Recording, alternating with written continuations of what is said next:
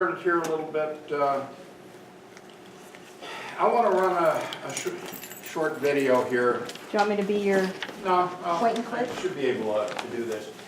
I went over to Gaylord to Jack Bergman's town hall. Yes, and I mean there was more than one of us here. Gary was over there also. Chris and Greg went with me. They drove. Thank them for that. Oh, you're welcome. Drive coming back. But I was never so disappointed in people in my life. I thought we lived in a country that was at least civil. So watch this video. It's only a couple minutes long. Did you take this video? Pardon? Who took this video? I don't know who took it. It ended up on Breitbart. So it got national exposure. So this group is following Jack around, Jack Bergman, our congressman for the 1st Congressional District. They're following him around and basically disrupting meetings in general. So watch this and don't get too upset with the messenger. Something like that last night on TV.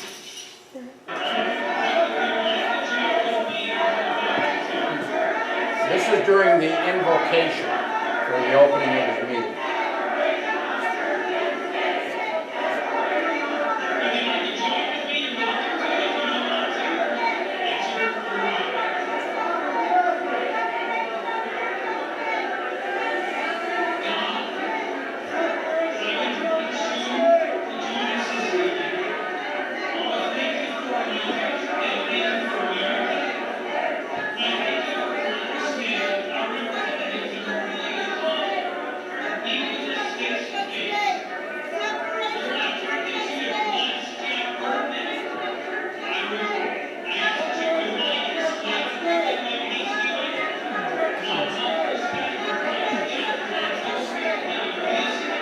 Give this minister credit for actually getting his speech out, but this is absolutely ridiculous.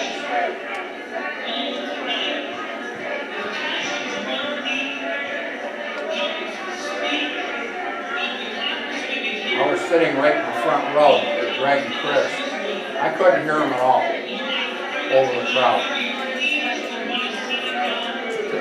And this was a fairly large room. Can't law enforcement do something so we can have respectful meetings?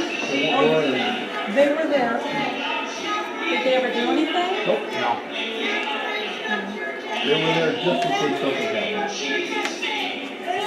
Something did that. Well, no, a couple was afraid of something along that line. That was Isn't that ridiculous. ridiculous? That was during Well, the it is, and it opening happens prayer. all over our country. Yeah. Sometimes I wonder why they keep giving meetings. They don't have Nora to. Reagan has We autism. could just go to their We knew website. something was different. We just couldn't put. I don't mean to start talking yet, but. Up at the top. I don't think he interrupted anything. Carrie wants to, do you need YouTube up for what you wanted to show? Apparently not. So you can do with it what you want. Okay, let's see here. But this is the kind of environment that we're up against. This is the emergency meeting, which I obviously spelled that wrong, but emergency meeting that Jesse Osmer called for the 1st Congressional District in regards to Jack Bergman's town halls and this group. It's called Indivisible Michigan is the name of the group. They have a website. On their website they have a PDF file of how to protest. It's Roll call. And we can skip through the roll call.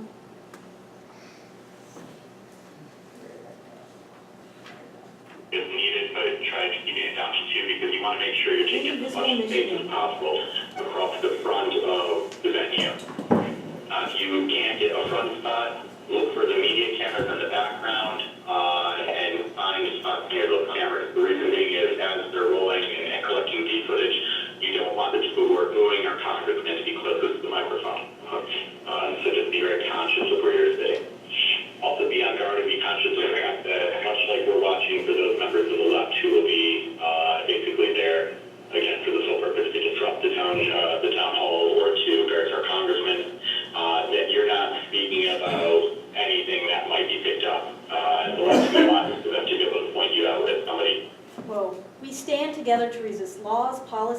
regulations used by the Trump administration or the Republican legislator to weaken the rights of vulnerable populations.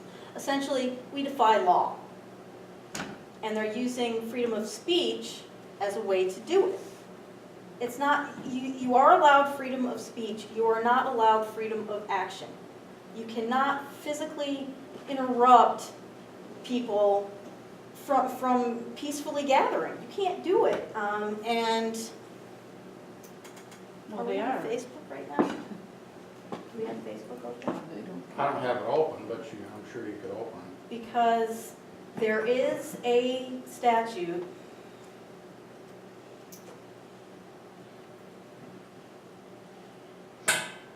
Is there anyone here that's not aware of this, of these things that are going on? Oh, I think our group is fairly aware of, you never heard about it? Not really. I You've think been that- in tropical climates for a very long time. Is there a training session in Traverse City for $30 or $40 or something? There is a training session that is going on, yes. How to For what? refute it, right?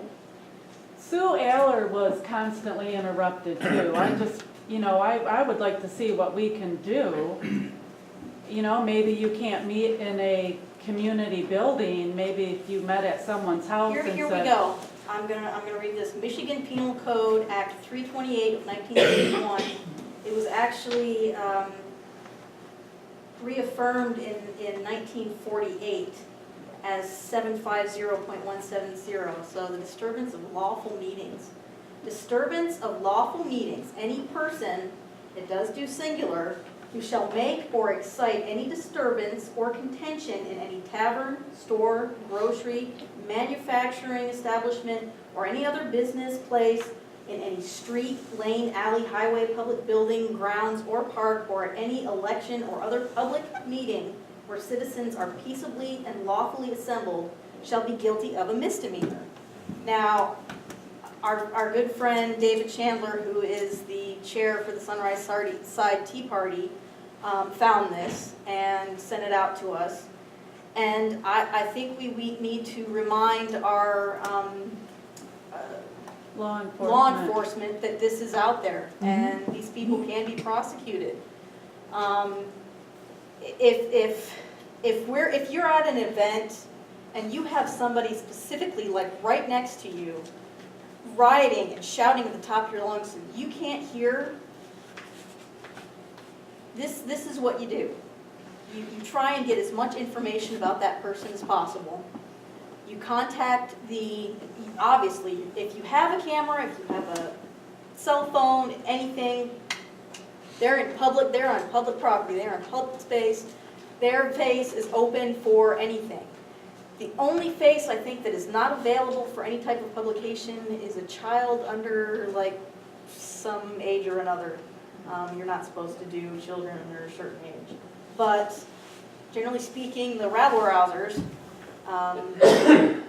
So how do you say it? Under Act 328 of 1931, you can't act like this and I'm gonna report you? Well, I'd like to make a suggestion. Instead of us going on and surmising what this should be, why can't we go right to, bring a sheriff in here?